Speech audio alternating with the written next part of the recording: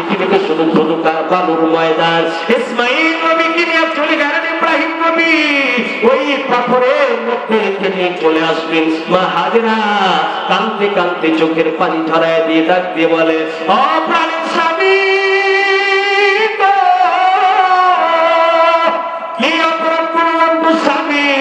একটু খুলিয়া বলেন কি জন্য আমাদেরকে ময়দানে রেখে চলে যাচ্ছে? আল্লাহ নবী ইব্রাহিম কোন কথা বলছেন না, মুখটা বন্ধ করে আছেন। ইব্রাহিম নবী যখন আড়াল হয়ে চলে যাচ্ছে, মা হাজেরা কোথাও কোনো খাবার নাই, আশপাশে টাকা দেখে কোনো মানুষজন নাই, কোথাও কোনো খাবারের জন্য নাই, পানিও পর্যন্ত পাওয়া যায় না। মা হাজেরা আলাইহিস সালাম দুইটা চোখের পানি ফেলে কান্না করে বলে, স্বামী, ও প্রাণের স্বামী, আপনার অবশ্যই ছোট্ট বাচ্চা আমার কোলে গো সন্তান, ও স্বামী, আমার স্তনের মধ্যে দুধ শুকায় যাবে, আমার সন্তানকে কি আমি পান করাবো? ও ইব্রাহিম নবী, কেন আমাকে ফাঁকা ময়দানে রেখে গেলেন গো স্বামী? আল্লাহ নবী ইব্রাহিম কোন আওয়াজ না করে চলে যাচ্ছেন। ইসমাইল নবীর আম্মা হযরত হাজেরা আলাইহিস সালাম স্বামীকে দূর থেকে ডাক দিয়ে বললেন, ও প্রাণের স্বামী, কি জন্য রেখে গেলেন বুঝলাম না, আপনার আল্লাহ কি আপনাকে আদেশ করলেন এখানে আমাকে রাখার জন্য? কি বলেন ভাই, কি দুর্দান্ত ইতিহাস! মা হাজেরা আলাইহিস সালাম চোখের পানি ফেলে কান্না করে, গো স্বামী, আপনার আল্লাহ কি আপনাকে আদেশ করেছে? ইসমাইল নবী ছোট্ট বাচ্চা কান্না করে। ইব্রাহিম নবী আল্লাহর আদেশ পালনের জন্য ওই ফাঁকা ময়দান, কোথাও কোনো মানুষ নাই, অন্ধকার ময়দান, চোখ দিয়ে টানে দেখলে কোনো গাছ নাই, কোনো পানি নাই, কোনো ছায়ার ব্যবস্থা নাই। এ আমার এলাকার যুবক একটু আপনার বিবেকটা দিয়ে চিন্তা করেন তো, এই গ্রীষ্মের তাপের মধ্যে ফাঁকা মাঠে যদি আপনি একাই দাঁড়ায় থাকেন, আপনার বুকের মধ্যে কত কষ্ট হয়। ফাঁকা ময়দানে ইব্রাহিম নবীর ছোট্ট সন্তান ইসমাইল নবী আর মা হাজেরা আলাইহিস সালামকে রেখে চলে গেলেন। পিছন থেকে মা হাজেরা ডাকতে বলেন, ও প্রাণের স্বামী গো, কি ভুল করলাম, আপনি আমাকে ভয়ে পড়ে বাস দিয়ে চলে গেলেন? আল্লাহ নবী ইসমাইল কান্না করে বাবা তাকে রেখে চলে গেলেন, স্বামীকে স্ত্রীকে রেখে চলে গেলেন। এইবার ইতিহাস বলে, ওই হাদিসের মধ্যে বুখারীর বর্ণনা এসেছে, ইব্রাহিম নবী চলে যাচ্ছেন, পিছনেও ফিরে তাকায় না, এত নিষ্ঠুর হয়ে গেছে। আল্লাহর আদেশ পালন করার জন্য ইব্রাহিম নবী চলে যাচ্ছেন। দূর থেকে এরপর ইব্রাহিম নবী ফিরে দেখে ছোট্ট বাচ্চা কান্না করে, আর মা হাজেরা আলাইহিস সালাম তার স্ত্রীও কান্না করে। এরপর ইব্রাহিম নবী দোয়া করলেন, আল্লাহ, ও আমার মালিক, ইন্নী আসকানতু মিন যুররিয়াতি বিওয়াদিন, ও আমার মালিক, আপনার আদেশ পালন করার জন্য আমার এই বংশধরকে আমি একটা ফাঁকা ময়দানে রাখলাম। ও মালিক, টাকা দেখো, যেখানে কোনো খাবারও নাই, পানিও নাই। ইতিহাসের মধ্যে বলে, ওই হাদিসের মধ্যে বলেন, আল্লাহ নবী ইব্রাহিম কয়েকটা মাত্র খেজুর আর এক বোতল সামান্য পানি দিয়ে চলে গেলেন। এরপর চলে গেলেন, চলে যাওয়ার পর ইব্রাহিম নবী চলে গেলেন। কিছুদিন পরে খাবার শেষ হয়ে গেল। মা হাজেরা আলাইহিস সালাম নবীর মা, আমার নবীর স্ত্রী চিন্তায় পড়ে গেলেন। আকাশের দিকে ডাক দিয়ে বলে, প্রভু, আকাশের মধ্যে তুমি প্রভু আছো গো আল্লাহ। ও মালিক, আমার স্বামী আমাকে এখানে রেখে চলে গেল, ছোট্ট আমার বাচ্চা সন্তান। ও মালিক, খাবার শেষ হয়ে গেল, পানি শেষ হয়ে গেল রে আল্লাহ, এই সন্তান কি খাবে রে আমার আল্লাহ? আমার বুকের দুধ শুকায় গেল, কোথায় খাবার পাবো? সন্তানটা মারা যাবে। হযরতে মা হাজেরা আলাইহিস সালাম পানির জন্য ছোটাছুটি করলেন। আল্লাহ নবী বলেন, ওই পাশেই ছিল সাফা মারওয়া পাহাড়। সাফা পাহাড়ে নবী গেলেন, যেখানে হাজেরা হজ করতে গিয়ে দৌড়াদৌড়ি করে। সাফা পাহাড়, উঁচু পাহাড়, বাংলাদেশের মতো এই ছোট ছোট পাহাড় নয়, এইভাবে চোখ দিয়ে দেখলে মাথার টুপিটা পর্যন্ত পড়ে যাবে। মা হাজেরা আলাইহিস সালাম পানির জন্য ছুটলেন। সাফা পাহাড়ের উপর দাঁড়িয়ে দেখলেন কোথাও কোনো জনমানব পাওয়া যায় কিনা। মা হাজেরা বলেন, ওই সাফা পাহাড়ে আমি গিয়ে দেখি গো, কোথাও কোনো জনমানব পাওয়া যায় না। মরুর মাঝে রইলেন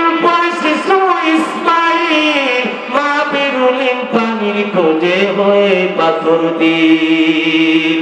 ছোট্ট বাচ্চা ইসমাইল আলাইহিস সালাম কান্না করতেছে, খাবারও শেষ, পানিও শেষ। ইসমাইল নবীর আম্মা হাজেরা আলাইহিস সালাম পানির উপরে উঠে চারদিকে দেখলো কোনো জনমানব নাই, খাবারও নাই, পানিও নাই।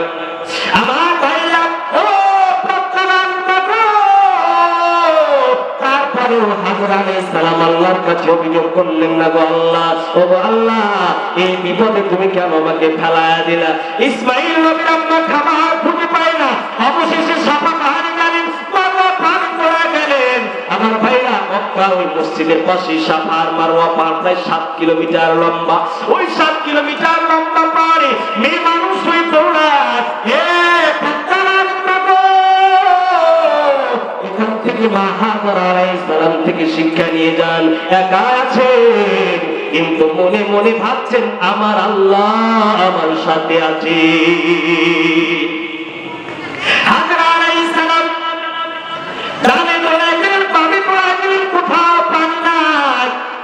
হাজেরা আলাইহিস সালাম এবার তিনি চিন্তিত হয়ে গেলেন, আরে আমার সন্তানটাও মারা যাক। সন্তানটা হলো ইসমাইল আলাইহিস সালাম, সন্তানও মারা যাক। কান্নায় বুকটা ফেটে যায়। ওর প্রতিমধ্যে আমার পাহাড়ে উঠে, এত উঁচা পাহাড়ের উপরে উঠে ডানেও দেখলেন, বামে দেখলেন, কোথাও কোনো জনমানব নাই। এইভাবে আপনার স্বামী যদি আপনার পরিবারের মধ্যে দুঃখে পড়ে যান, স্বামীর প্রতি কোনো অভিযোগ চলবে না। আল্লাহ নবী বলেন, এরপর মা হাজেরা আলাইহিস সালাম ওই বিপদের মুহূর্তে আল্লাহর দিকে রুজু হলে আল্লাহর দিকে তাকায় বললেন, মালিক, আমি যদিও ফাঁকা মাঠে আছি, আমার সাথে কিছু খাবারও নাই গো আল্লাহ। আল্লাহ গো, আমার সাথে কোনো পানিও নাই। ও আল্লাহ, তুমি যদি আমাকে বাঁচায় রাখো, পৃথিবীর আর কেউ আমাকে মারতে পারবে না। ফাঁকা পাহাড়ের মধ্যে ইসমাইল নবীর আম্মা আল্লাহর দিকে তিনি খেয়াল করলেন।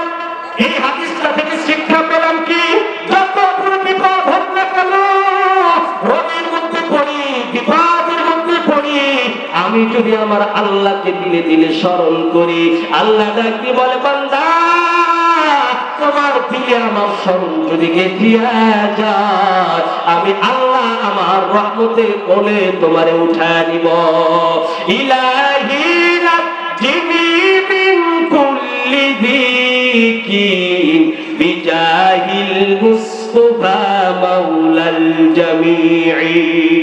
ইসমাইল নবীর আম্মা চিন্তা করলেন, আরে আমার সন্তান তো মারা যাবে, আমিও তো মারা যাব। মা হাজেরা বলছেন, সাফা মারওয়া পাহাড়ে আমি 7 পাক করলাম, 7 পাক করলাম, কোথাও কোনো পানি নাই। এই ইসমাইল নবীর আম্মা হাজেরা আলাইহিস সালাম কত আল্লাহর প্রতি আস্থা রেখে 7 পাক দৌড়াইলেন। এই দৌড়ানোটাকে আল্লাহ এত কবুল করলেন, হজ করার জন্য আল্লাহ তাআলা বিধান করে দিলেন, ও বাংলাদেশের হাজী, ও ভারতবর্ষের হাজী, যে যেখানে থেকে হজ করতে যাবা, ওই ইসমাইল নবীর আম্মার দৌড়ানোর মতো 7 বার সাফা মারওয়া দৌড়ানো আমি তোমার জন্য অবধারিত করে দিলাম। দেখছেন কি বড় জ্বলন্ত ইতিহাস। ইসমাইল নবীর আম্মা দৌড়াদৌড়ি করলেন পানির জন্য, আল্লাহর এই দৌড়ানোটা এত পছন্দ হয়ে গেল, হজ করার জন্য আল্লাহ পাক ওয়াজিব বানাই দিলেন সাফা মারওয়া পাহাড়ে দৌড়াদৌড়ি করা। ইসমাইল নবীর আম্মা বলেন, কোথাও পানি না পাইয়া আমার সন্তানকে আমি দেখা করতে করে আসলাম। সন্তানটাকে দেখি সন্তান কান্না করে, প্রতিমধ্যে দেখলাম ফেরেশতা একজন এসে সন্তানের পাশে দাঁড়ানো। ফেরেশতা হাজেরাকে থাকতে বললেন, ও হাজেরা, আল্লাহ তোমার পরীক্ষা দিল রে হাজেরা। ও হাজেরা, আল্লাহ তোমার জন্য আমাকে বলেছে পানির ব্যবস্থা করতে। আল্লাহ বলেন, হাজেরা আলাইহিস সালাম দূর থেকে ঘোড়া এসে দেখলেন জিবরাইল ফেরেশতা আসিয়া পায়ে দিয়ে একটা ধাক্কা দিল, অথবা ডানা দিয়ে ধাক্কা দিলেন। ধাক্কা দেওয়ার পর নবী বলেন, আজকে যেখানে জমজম কুয়া আছে, ওই জিবরাইলের ধাক্কা পায়া জমজমের কুয়ায় পরিণত হয়ে গেল। সুবহানাল্লাহ। দেখছেন, জমজমের কূপ হয়ে গেল। আল্লাহ নবী বলেন, এরপর যখন জমজমের কূপ হয়ে গেল, পানি উঠতেছে, ফাঁকা ময়দান, কোথাও পানি নাই। আরবের মুখে এখনো পানির দাম। পানি, আমরা তো বাংলাদেশের মানুষ পানি বুঝি না, পানি তো আমাদের কাছে সহজে পাওয়া যায়। আরবের মানুষেরা বুঝে পানির কি কষ্ট।